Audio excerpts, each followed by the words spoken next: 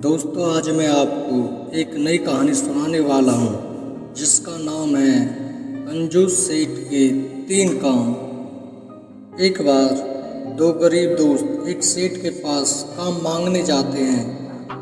कंजूस सेठ उन्हें फौरन काम पर रख लेता है और पूरे साल काम करने पर साल के अंत में दोनों को 12 स्वर्ण मुद्राएं देने का वचन करता है। साथ ही सेठ यह भी कहता है कि अगर उन्होंने काम ठीक से नहीं किया तो उस एक गलती के बदले 4 स्वर्ण मुद्राएं वह उनकी तनख्वाह से काट लेगा।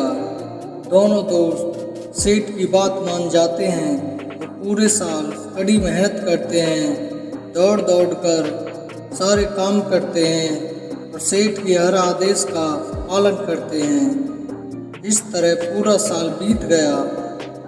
दोनों सेठ के पास 12 स्वर्ण मुद्राएं मांगने जाते हैं और सेठ बोलता है कि अभी साल का आखिरी दिन पूरा नहीं हुआ है और मुझे तुम दोनों से आज ही 3 और काम करवाने हैं। दोनों हैरान थे पर कर भी क्या सकते थे।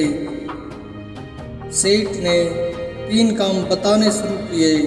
पहला काम, छोटी सुराही में बड़ी सुराही डालकर दिखाओ।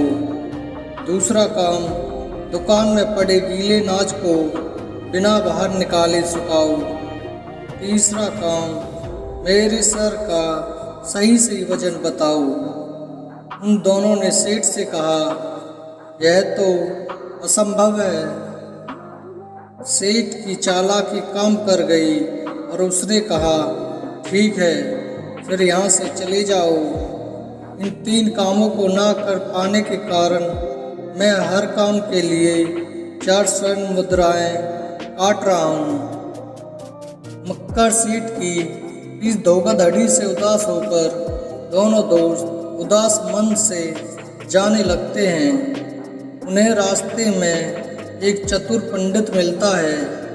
उनके ऐसे चेहरे देखकर पंडित उनसे उनकी उदासी का कारण पूछता है और पूरी बात समझने के बाद उन्हें वापस सेठ के पास भेजता है। दोनों सेठ के पास जाते हैं और बोलते हैं, सेठ जी, अभी आधा दिन बाकी है, हम आपके 3 काम कर देते हैं। सेठ हैरान था और सोचा कि उसका क्या बिगड़ेगा।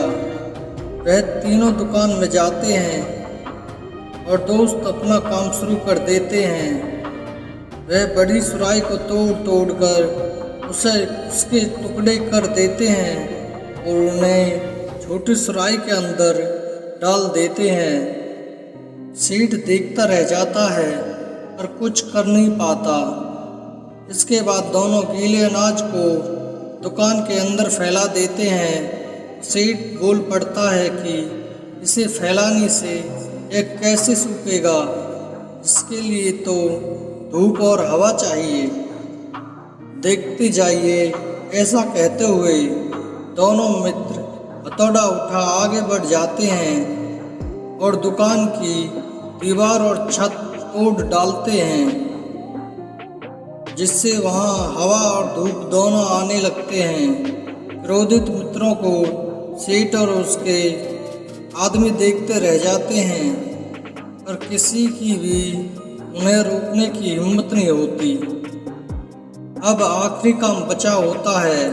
दोनों मित्र तलवार लेकर सेठ के सामने खड़े हो जाते हैं और कहते हैं, मालिक, आपके सर का सही वजन तोलने के लिए इसे धड़ से अलग करना होगा। कृपया बिना हिले चुपचाप खड़े रहो।